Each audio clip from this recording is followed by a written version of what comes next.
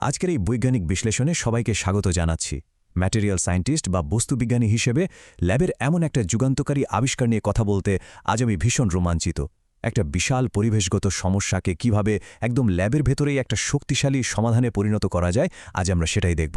প্রকৃতিতে থাকা একটা ক্ষতিকর উপাদানকে কাজে লাগিয়েই কিভাবে পানিকে দূষণমুক্ত করার দারুণ একটা প্রযুক্তি তৈরি হয়েছে, চলুন সেটা নিয়ে কথা বলা যাক। আজকের এই ল্যাব নোটবুক বিশ্লেষণে আমরা মূলত 6টি ধাপে এগোব। প্রথমে দেখব দ্বৈত দূষণ সমস্যা, এরপর ন্যানো কম্পোজিট স্পঞ্জ সংশ্লেষণ, তারপর এর আণুবীক্ষণিক সচ্ছিদ্র বা পোর স্ট্রাকচার, এরপর রাসায়নিক মিথস্ক্রিয়া এবং শোষণ প্রক্রিয়া, কাইনেটিক্স ও থার্মোডাইনামিক স্বতঃস্ফূর্ততা এবং সবশেষে দেখব বাস্তবভিত্তিক পরীক্ষণের ফলাফল ও অপটিমাইজেশন। তো শুরু করা যাক আমাদের প্রথম ধাপ দিয়ে, দ্বৈত দূষণ সমস্যা। একটা ক্ষতিকর জলজ আগাছাকে কি অত্যন্ত বিষাক্ত শিল্প কারখানার বর্জ্য পানি পরিষ্কার করার কাজে ব্যবহার করা সম্ভব? ব্যাপারটা শুনতেই বেশ চমকপ্রদ। একদিকে আছে পরিবেশের জন্য একটা বড় উপদ্রব, আর অন্যদিকে মারাত্মক শিল্প দূষণ। এই দুয়ের অদ্ভুত বৈপরীত্যের মাঝখানেই বিজ্ঞানীরা একটা যুগান্তকারী সমাধানের বীজ দেখতে পেয়েছেন। সমস্যাটা আসলে দ্বিমুখী। একদিকে ওয়াটার হায়াসিন্থ বা কচুরিপানার মতো আগ্রাসী জলজ আগাছা জলাশয়গুলোকে পুরো অবরুদ্ধ করে ফেলছে, আর অন্যদিকে ট্যানারি বা চামড়া শিল্পের বর্জ্য থেকে পানিতে মিশছে অত্যন্ত ক্ষতিকর এবং ক্যান্সার সৃষ্টিকারী ভারী ধাতু হেক্সাভ্যালেন্ট ক্রোমিয়াম। গবেষকরা ভাবলেন, এই ধ্বংসাত্মক কচুরিপানাকে যদি একটা কার্যকরী ফিল্টারে রূপান্তর করা যায় তাহলে কেমন হয়। ঠিক এই আইডিয়াটাকেই কাজে লাগিয়ে তারা ক্রোমিয়ামের মতো ভয়ানক দূষক ধ্বংস করার একটা অসাধারণ উপায় বের করেছেন। এবার আসা যাক দ্বিতীয় অংশে, ন্যানো কম্পোজিট স্পঞ্জ সংশ্লেষণ বা তৈরির প্রক্রিয়া। চলুন একটু ল্যাবের ভেতরে উঁকি দেওয়া যাক। এই অসাধারণ ফিল্টারটি তৈরির পেছনে ল্যাবের ভেতরে মূলত 3টে খুব গুরুত্বপূর্ণ ধাপ রয়েছে। প্রথমে কচুরিপানার কাণ্ড শুকিয়ে 450 ডিগ্রি সেলসিয়াসে পুড়িয়ে বায়োচার বা এক ধরনের বিশেষ কাঠকয়লা তৈরি করা হয়।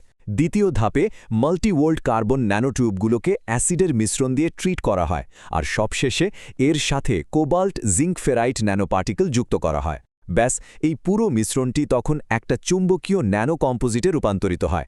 আর সবচেয়ে দারুণ ব্যাপার হলো, কাজ শেষে একে খুব সহজেই চুম্বকের সাহায্যে পানি থেকে আলাদা করে ফেলা যায়।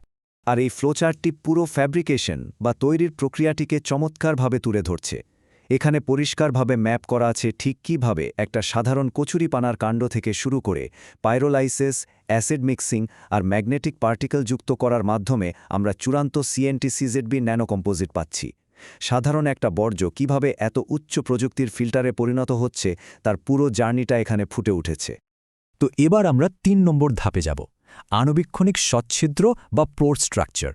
চলুন একদম মাইক্রোস্কোপিক লেভেলে গিয়ে দেখি। এই ফেসেম ইমেজে কার্বন ন্যানোটিউবের ঘন নেটওয়ার্কসগুলো কিন্তু খুব স্পষ্টভাবে বোঝা যাচ্ছে, আর পাশের 3D সারফেস প্লটটা দেখাচ্ছে যে এর উপরিভাগ কতটা অসমতল এবং এবড়োখেবড়ো। এই যে চরম অমসৃণতা আর এলোমেলোভাবে ছড়িয়ে থাকা ন্যানোটিউব, এগুলো আসলে অসংখ্য ছোট ছোট অ্যাক্টিভ সাইট বা ফাঁদের মতো কাজ করে, যেখানে ক্রোমিয়াম আয়নগুলো খুব সহজেই এসে আটকা পড়ে যায়। কাঠামোগত এই পরিবর্তনটা আসলে কতটা বিশাল তা এই তুলনাটা দেখলেই পরিষ্কার হয়ে যায়। কাঁচা বায়োচারে ছিদ্রগুলো বেশ বড়, যাকে বলা হয় ম্যাক্রোপোর, আর এর সারফেস এরিয়া হল প্রতি গ্রামে মাত্র 35.6 বর্গমিটার। কিন্তু কার্বন ন্যানোটিউব আর ফেরাইট যুক্ত করার পর তৈরি হওয়া ন্যানো কম্পোজিটের সারফেস এরিয়া দ্বিগুণেরও বেশি বেড়ে 75.9 বর্গমিটার প্রতি গ্রামে দাঁড়িয়েছে। এর এই সুসংগঠিত মেসোপোরাস নেটওয়ার্ক ক্রোমিয়াম আয়নগুলোকে খুব দ্রুত ভেতরে ঢোকার পথ তৈরি করে দেয়। চলে আসলাম 4 নম্বর ধাপে, রাসায়নিক মিথস্ক্রিয়া এবং শোষণ প্রক্রিয়া। ব্যাপারটা পারমাণবিক পর্যায়ে কিভাবে কাজ করে সেটা এবার একটু দেখা যাক। সাধারণ কার্বন ন্যানোটিউবগুলো পানিতে সহজে মিশতে চায় না, বরং একসাথে দলা পাকিয়ে থাকে। তাই এদেরকে নাইট্রিক আর সালফিউরিক অ্যাসিডের মিশ্রণ দিয়ে ট্রিট করা হয়। একে বলা হয় অ্যাসিড ফাংশনালাইজেশন। এর ফলে ন্যানোটিউবের গায়ে অক্সিজেন আর সালফারের কিছু ফাংশনাল গ্রুপ যুক্ত হয়। এগুলোকে আমরা অনেকটা কেমিক্যাল ভেলক্রোয়ের মতো ভাবতে পারি।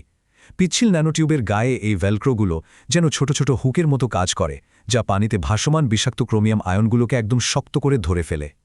এখানকার সবচেয়ে চমকপ্রদ ব্যাপারটা হচ্ছে, এই মেটেরিয়ালটা যে শুধু ক্রোমিয়ামকে আটকে রাখে তা কিন্তু নয়।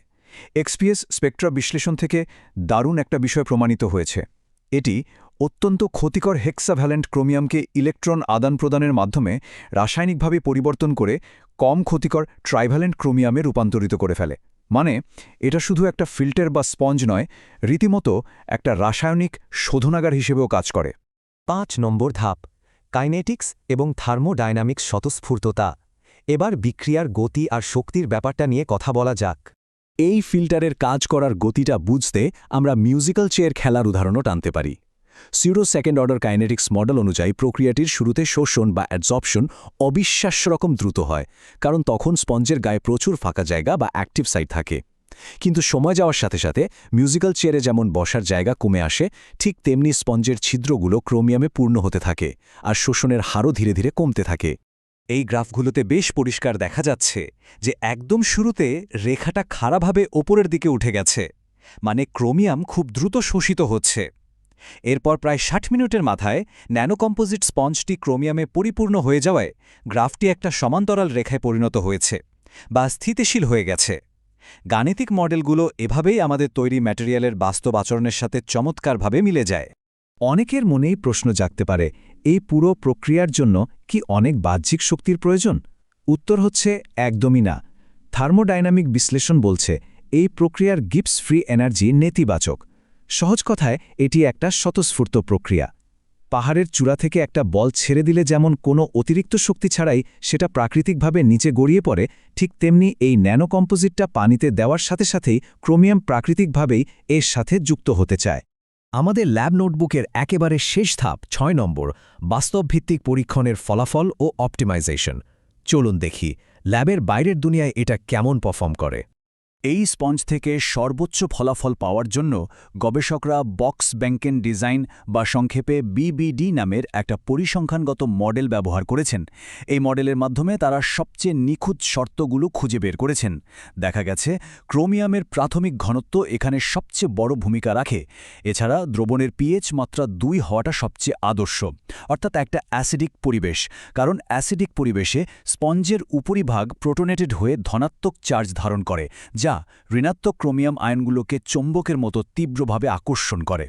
আর সবচেয়ে চমকপ্রদ ব্যাপারটা হলো এখানকার চূড়ান্ত ফলাফল। সাধারণত দেখা যায় যে কোনো প্রযুক্তি ল্যাবের নিয়ন্ত্রিত পরিবেশে খুব ভালো কাজ করলেও বাস্তবে গিয়ে হোঁচট খায়, কিন্তু এখানে ঘটেছে একেবারে উল্টো। ল্যাবের কৃত্রিম পানিতে এই মেটেরিয়ালটি প্রতি গ্রামে প্রায় 81 মিলিগ্রাম ক্রোমিয়াম শোষণ করেছে, কিন্তু যখন একে সত্যিকারের জটিল রসায়নিকে ভরা ট্যানারির বর্জ্য পানিতে পরীক্ষা করা হলো, তখন এর শোষণ ক্ষমতা বেড়ে দাঁড়ালো প্রায় 101 মিলিগ্রাম প্রতি গ্রামে। এটা সত্যি অভাবনীয় একটা সাফল্য। আজকের এই বিশ্লেষণটা কিন্তু আমাদের একটা গভীর ভাবনার জায়গা তৈরি করে দেয়। কচুরিপানার মতো একটা আগ্রাসী আর ক্ষতিকর আগাছাকে কাজে লাগিয়ে যদি শিল্পের বিষাক্ত বর্জ্য থেকে পানিকে বিশুদ্ধ করার মতো এত শক্তিশালী একটা সমাধান তৈরি করা যায়, তবে আমাদের চারপাশের পরিবেশে এমন আর কি কি জিনিস ছড়িয়ে আছে? হয়তো আজ যাকে উপদ্রব বা বিপদ মনে হচ্ছে, আগামীকালের কোনো বড় বৈজ্ঞানিক সমাধানের চাবিকাঠি লুকিয়ে আছে ঠিক তার মাঝেই। প্রকৃতি আর প্রযুক্তির এই মেলবন্ধনকে আরও গভীরভাবে জানার আগ্রহ নিয়েই আজকের এই পর্ব এখানে